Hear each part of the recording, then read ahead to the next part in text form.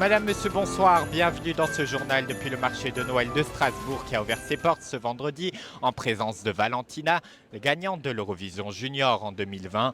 Ensemble, nous irons découvrir les illuminations de la ville, les étals de ce beau marché de Noël qui me tient à cœur, vous le savez, notamment ici. Nous sommes place Broglie dans le plus ancien marché, le Christkindl.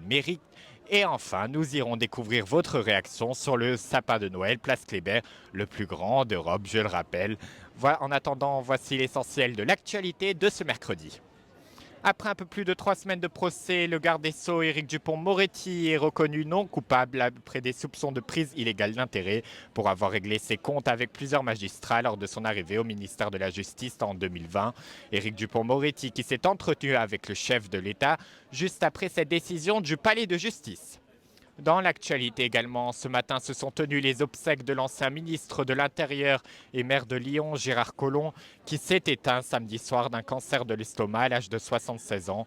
De nombreuses personnes ont tenu à être présents aux obsèques depuis la cathédrale Saint-Jean. Le chef de l'État Emmanuel Macron était également sur place. Le président de la République a tenu à rendre un hommage à son ancien ministre. Je vous propose d'écouter le chef de l'État. Cher Gérard, depuis votre disparition, des milliers de Lyonnais de tous âges, de tout quartier, de toutes conditions, sont venus vous saluer, émus, dans la cour d'honneur de l'Hôtel de Ville. Je sais, Gérard, tout ce que je vous dois.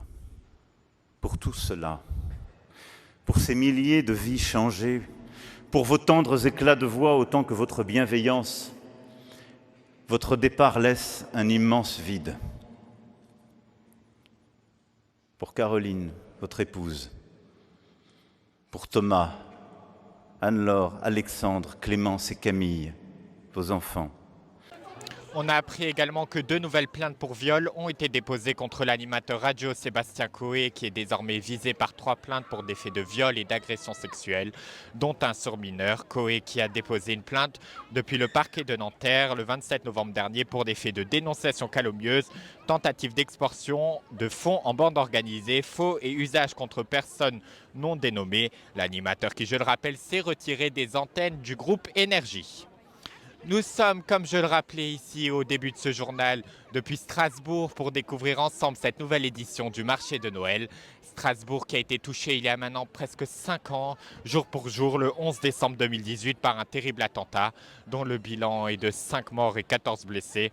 La maire de la ville, Jeanne Barségone, a annoncé au micro d'IA vendredi qu'une cérémonie aura lieu en présence de nombreux membres du gouvernement.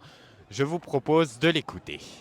On aura une programmation le 11 décembre puisque nous commémorons les victimes des attentats de Strasbourg, les 5 ans de cet attentat, avec donc une cérémonie officielle en présence de membres du gouvernement et aussi un très grand concert de solidarité qui sera donné le soir au Palais de la Musique et Nous avons une pensée bien entendu pour les victimes et leurs familles. 5 ans après, nous les oublierons jamais. Nous sommes ici à présent place de la Gare à Strasbourg qui a inauguré ce vendredi pour la première fois un sapin en forme de cathédrale qui est juste derrière moi. La maire de la ville était présente accompagnée par le président des vitrines de Strasbourg, Gwen Bauer, et également la gagnante de l'Eurovision Junior en 2020, Valentina. Je vous propose de regarder cette illumination qui était tout simplement magique. Faire ce décompte. Partageons tous ensemble cette magie de Strasbourg, capitale de Noël. Donc on va commencer. 5, 4, 3, 2, 1, 0.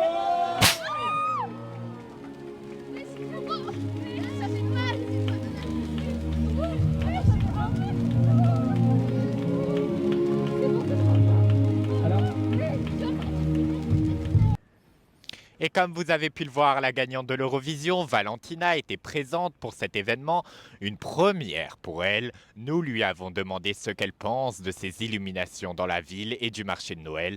Je vous propose de l'écouter. C'est magnifique de ce que j'ai vu, j'ai pas encore tout vu. C'est la première fois que je viens et c'est trop beau.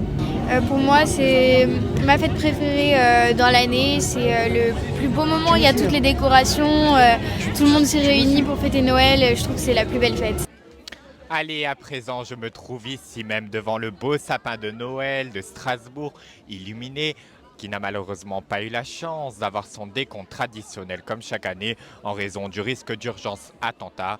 Mais chaque jour à partir de 16h sur ce sapin, une animation tout en musique et en lumière est présente, ce qui, tout en émotion, émerveille les visiteurs sur place comme nous le montrent ces belles images.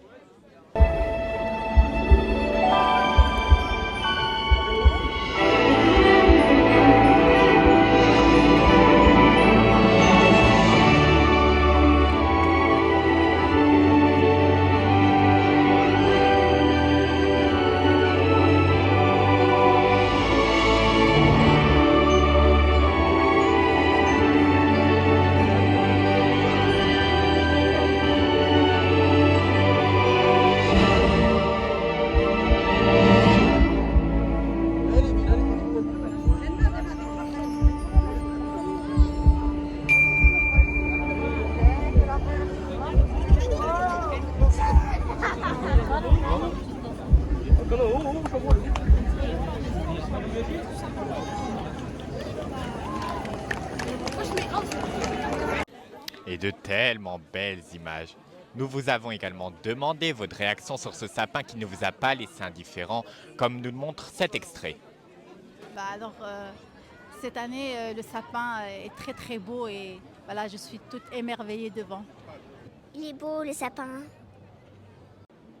À présent, nous sommes à quelques pas de l'arbre bleu de Noël, si cher à notre regretté Pierre Bardet, qui nous a quittés l'an dernier, où nous avons rencontré un commerçant dont le stand se trouve juste derrière moi. Il nous a expliqué notamment pourquoi être à Strasbourg, qui est capitale de Noël, je le rappelle, et les produits présents sur son stand. Je vous propose de l'écouter. À Strasbourg, ça reste aussi la capitale de Noël, on a aussi la capitale de l'Eurométropole. C'est pour ça que ça a quand même un statut important. Et nous, on est là pour satisfaire les clients, on est là pour donner et laisser l'image de Strasbourg, qui a une très bonne image aux yeux du marché de Noël, aux yeux des visiteurs, des touristes qui aiment venir se promener pour prendre un vin chaud en famille, pouvoir déguster des bonnes spécialités alsaciennes, se promener, avoir des bons souvenirs, visiter la ville et laisser le beau patrimoine culturel qui est Strasbourg à Strasbourg.